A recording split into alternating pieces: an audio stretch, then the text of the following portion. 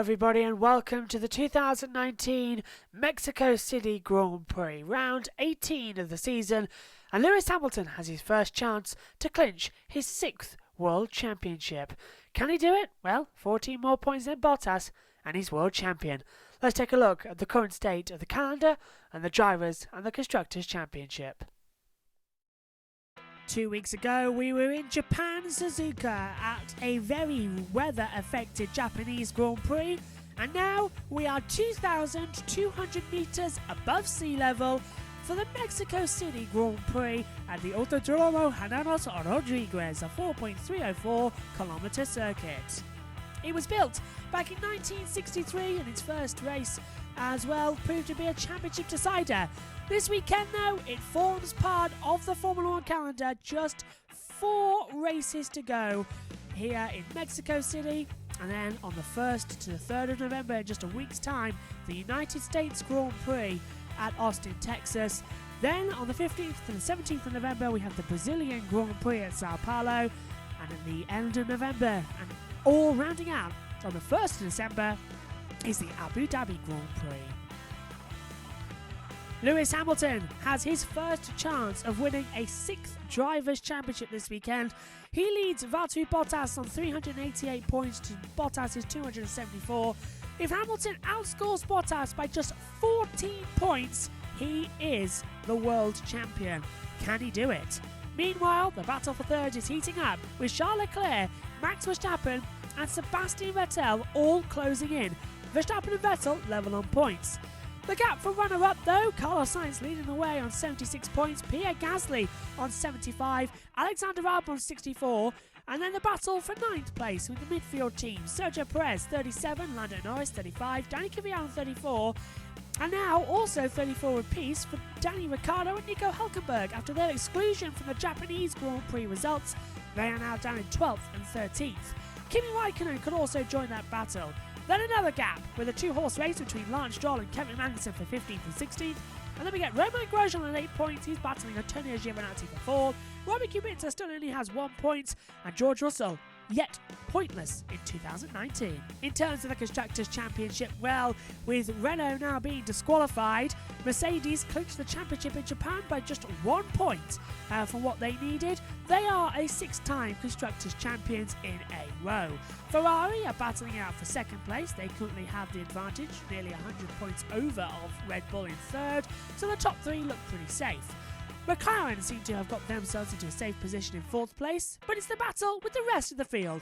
Renault on 68 points, having no points scored at all at the Japanese Grand Prix with their disqualification, puts them in 5th place now. Toro Rosso promoted up with Pierre Gasly and Danny Kvyat, now on 62 points. Racing Point on 58. Alfa Romeo on 35. They are very much the outsiders in this. They are battling with Haas F1, who's in 9th on 28 points. And Williams only have 1 point from Germany with Robert Kubica. So, watch out for the more interesting battle. That's going to be between Renault, Toro Rosso and Racing Point. So Mercedes clinched the championship last time out in Japan by just 1 point, as it turns out, because Renault have been disqualified from the Japanese Grand Prix. Racing Point officially lodged a protest with the FIA claiming that Renault were using a driver aid in their brake bias system. So effectively, it's in Article 27.1 of the sporting regulations. It states that the driver must drive the car unaided and alone with no driver aids. Now, Racing Point have claimed that Renault's braking system, which is a manual button or lever in the car that the driver can change manually to adjust the brake bias for each corner, which is legal. Racing Point have said that Renault's was actually automated so that the car would change it for the driver, which is effectively a driver aid and is banned. The FIA seized the cars on Sunday in Japan, debated for 2 weeks, and as soon as we arrived here in Mexico, disqualified the 2 Renaults from the previous race, losing them 9 points, with Hülkenberg finishing 6th and Ricciardo finishing in 9th. So it's now effectively said bye-bye to any points. So what now means is that the midfield battle is incredibly close, but Renault were lucky because Racing Point are believed to understand that the brake bias system has been used since the mid-season break, since Belgium. So that's Belgium, Italy, Singapore and Russia, all with this brake bias system automatically adjusting on the Renault. The FIA have got no proof that Renault uses before the Japanese Grand Prix, but they do have proof they used it in Japan. So they've stripped them of the result in Japan. Renault were going to appeal this decision, but decided against that due to the fact that they might lose further points if it was revealed that their car was illegal at other races. But they've now been locked in.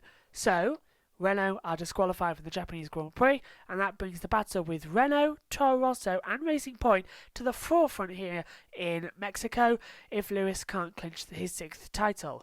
Speaking of Racing Point, it's Sergio Perez's home race this weekend in Mexico City, so let's take a look at Lap Attack with the Racing Point team and around this Autodromo Hermanos Rodriguez circuit. Let's take a look then at the Autodromo Hermanos Rodriguez circuit here in Mexico City, the race that could decide the 2019 World Championship. Start the clock down the long 800-meter run towards turn number 1. 8-gear DRS open. When you eventually get to the first braking zone, hard on the brakes, drop all the way down to 3rd gear. It's right to turn 1, left turn 2, and a right into turn 3. And then you're back on to the new part of the circuit designed by Hermann Tilke. Drop down, 2nd DRS zone now. Pull all the way down, 7th gear, hold it there.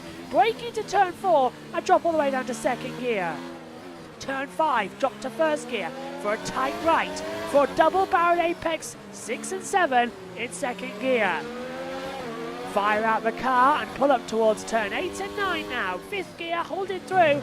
And through the S section now, just sweep the car left to right, get the power on, hold 5th gear, turn the car aggressively, now select 6th gear, open up the DRS on the run down towards the stadium section.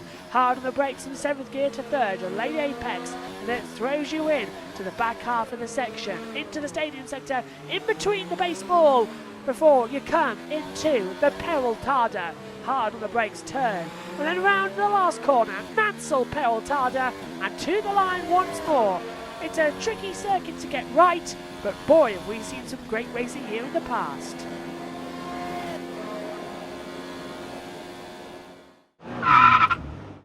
Well, a few points coming into this weekend then, let's get them over with as soon as we can. A 3rd DRS zone here in Mexico City this weekend down the front straightaway and towards the back half of the circuit for the stadium sector should provide some more exciting overtaking, so 3 DRS zones as well. It was announced this weekend as well that Porsche Super Cup will be back on the calendar for the Formula 1 package for the next 3 years, including 2022, which is great news.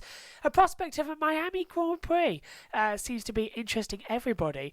Around the Miami Dolphins arena, the Hard Rock Arena, it seems to be possible, and the circuit looks okay, but personally I think there's already too many races on the calendar to have yet another.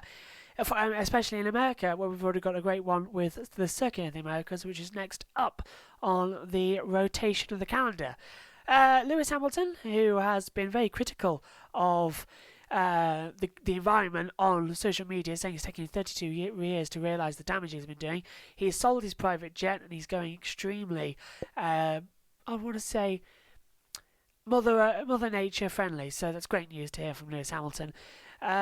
Also, he's denied he wants to race in Formula E as well, which I find is a bit odd, but surely Formula E is the way to go with that. But I still love Formula 1, so don't blast me in the comments on that one. In other news as well, it looks to be a very wet Formula 1 weekend this weekend in Mexico City, due to the fact that there is a large thunderstorm building up for Sunday, and as well there's going to be rain throughout the weekend. We might just miss it for the practice. It looks like it's going to hit for qualifying quite hard, but it does look the heaviest on Sunday during the race. So 2,200 metres above sea level, hardly any elevation change. Drainage isn't good around the circuit as we've seen in the past. We might see a few red flags on Sunday, so that should be a great race as well. Megan's rejoining us this weekend for the final 4 races as well. Dad will be alongside in the commentary box as well with me, so it looks to be a fun weekend. Let's give you the coverage details. We'll be back tomorrow at 11 o'clock for the Friday practice review. That will be repeated Saturday at 12 p.m. UK time, that's lunchtime. Then we'll be back Saturday's practice review at 6:30 and the Sunday race preview underway at 6 o'clock, ready for lights out at 7:10 in the UK. It's going to be a cracker this weekend in Mexico City, and of course on Sunday we've got a brilliant feature coming up with me and Megan doing the Gran Turismo rallying stage as we promised last time out in the magazine show at the Japanese Grand Prix. Everyone seems to love that, so more is coming your way, don't worry. But it looks to be an interesting weekend. Can Lewis Hamilton win a 6th Drivers' Championship? Well, it's time to find out here in Mexico. See you tomorrow. Bye for now.